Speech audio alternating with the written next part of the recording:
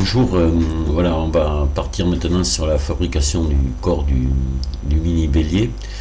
Et voilà, je vais commencer d'abord par un tuto théorique avant de passer au tuto pratique, parce que ça fait des tutos beaucoup trop longs que je dois mettre en vidéo, donc je vais en faire plusieurs étapes. Je tiens à préciser quand même, je ne l'avais pas fait sur le premier tuto de la cloche, que la fabrication de ce bélier m'a été demandée par des étudiants qui ont déjà un bon niveau technique. Donc c'est pas impossible pour le bricoleur moyen, mais il faudra être outillé, il faudra avoir ce qu'il faut, voilà, et puis avoir certaines connaissances quand même, au moins un minimum. Dans les écoles, les jeunes qui vont faire fabriquer cette petite machine, ils auront de l'aide des professeurs et l'outillage en atelier. Voilà, bon, c'est bien clair, quoi. C'est pas, je fais pas ça pour monsieur tout le monde. Voilà, il peut en profiter, pourquoi pas, et puis tant mieux d'ailleurs. Mais de toute façon, si certaines personnes hors étudiants veulent faire la même chose, pourront toujours me contacter et je pourrais être plus précis, les aider. Voilà. Allez, ça c'était une parenthèse, on y va. Donc voilà comment la petite maquette va être une fois terminée. Donc je vais détailler maintenant un petit peu ce qu'on va faire, les étapes de fabrication, et après essayer de les mettre en application en réalité, parce que pour l'instant c'est juste un projet, je n'ai pas encore fait ce corps de bélier. Voilà, pour l'instant il n'y a que la cloche qui est faite. Alors on va y aller, on va commencer par le départ. On va prendre une tôle, une tôle, oui, on va dire ça, une tôle en laiton ou en cuivre. Je pense qu'on va prendre du 3-4 mm d'épais pour pas que ça se déforme. Je dirais plutôt 4 mm. Je vais essayer de faire comme ça. Donc en gros là, les dimensions, enfin je les donnerai, tout ça, il y aura des schémas avec les dimensions exactes et même un gabarit comme ça découpé dans du papier pour venir le rapporter sur la feuille de cuivre ou de laiton. Voilà, donc on va partir sur quelque chose qui reste forme, qu'on va dessiner sur un papier et qu'on va venir rapporter sur la feuille. Voilà, donc en gros les dimensions, on a de tête comme ça environ, je crois que c'est 60 ou 65 mm de long, 50 mm de large, là, voilà, à peu près. Pour donner une idée à peu près de la grandeur de la machine, c'est vraiment du tout petit.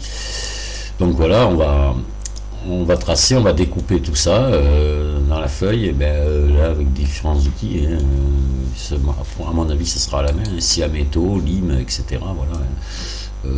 Pourquoi pas mini meuleuse style Dremel, enfin voilà, faut se débrouiller, il va falloir découper ça. Voilà. Donc après on va passer à l'étape suivante. Là on va plier les pieds. On va les plier à ce niveau là, parce qu'on aurait pu essayer de les faire d'un seul morceau. Moi je crois que c'est pas possible. Enfin, si c'est possible, mais c'est vraiment un casse-tête. Je préfère, moi je vais les faire en deux parties. Donc une fois que j'aurai plié ça comme ça, je vais redécouper deux autres morceaux de métal de la même épaisseur qui vont faire les pieds, que je vais laisser d'un seul morceau pour l'instant. Donc ces morceaux là, on va après les souder là-dessous, voilà, comme ça. On verra ça aussi comment le faire en réalité. Voilà, on va les souder, on va les souder comme ça. Donc voilà ce qu'on va obtenir. Et après on va venir supprimer la partie centrale. Une fois qu'on aura fait les soudures ici, fait les soudures, les brasures à l'étain, parce qu'on va tout braser à l'étain, hein. On va pas s'embêter, parce qu'en plus l'avantage qu'il va y avoir avec l'étain, c'est qu'on va pouvoir en mettre généreusement, et après à la lime venir donner sculpter l'étain finalement, qui va être en trop pour faire des arrondis, pour donner un petit air de fonderie, quoi. Voilà. On verra tout ça après. J'ai mon idée là-dessus, on en parlera après. Donc voilà la prochaine étape. Donc on va passer là maintenant, voilà, et on va scier. Après, une fois que tout est brasé, on va scier la partie au milieu pour avoir ceci. Voilà, donc déjà on aura notre espèce de crapaud là, fabriquer. Voilà, on aura déjà bien avancé. Donc, après, la prochaine étape, on va prendre un tube de cuivre et un coude et pour faire le corps, quoi, vraiment du bélier, que l'on va venir ici coller dessous. On va le mettre au ras et on va venir remplir d'étain. Ça aussi, j'ai mon idée là-dessus. On va venir remplir tout ça d'étain, voilà, assez généreusement. Et bien toute cette partie-là, on va remplir. Voilà, et en même temps, on brasera évidemment tout le tour ici, voilà, pour qu'il n'y ait pas de fuite, que tout soit bien étanche. En même temps, on brasera aussi un raccord, parce qu'on ne pourra pas revenir, par exemple, braser ça et braser le raccord après. Mais on va le voir plus loin après le raccord. L'opération se fera en même temps, parce qu'on ne pourra pas, par exemple, réchauffer le raccord. Si on réchauffe le raccord, eh bien, on va refondre l'étain qui sera ici. Enfin, voilà, il faut s'arranger à tout faire en même temps. Ça, on verra. On verra ça.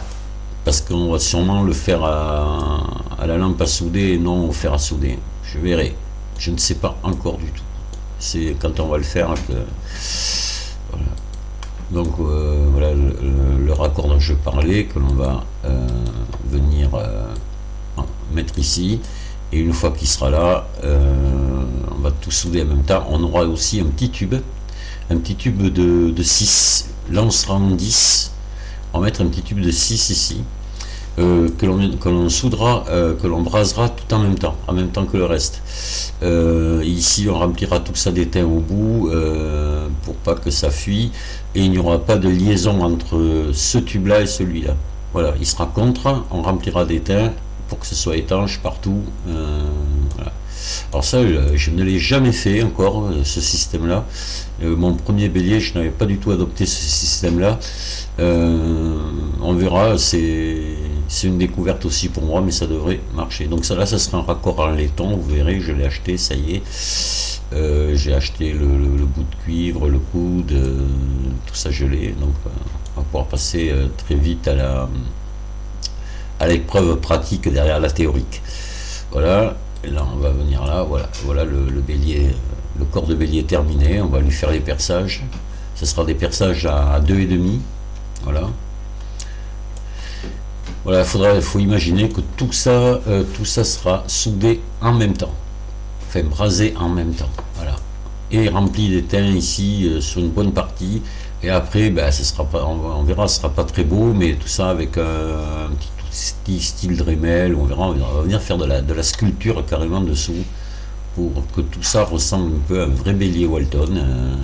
Voilà, que ce soit il y a un petit air de fonderie. On verra, peut-être qu'on le fera ici aussi dans les angles.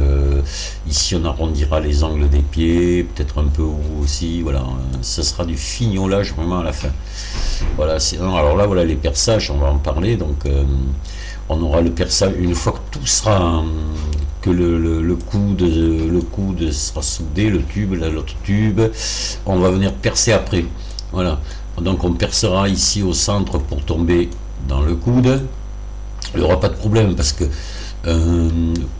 c'est un coude de 10 qu'il va y avoir, et là le perçage on le fera sûrement à 8. Voilà, ici ce perçage il sera à 5 mm, et celui-ci sera à 3 mm qui viendra déboucher dans ce tube là.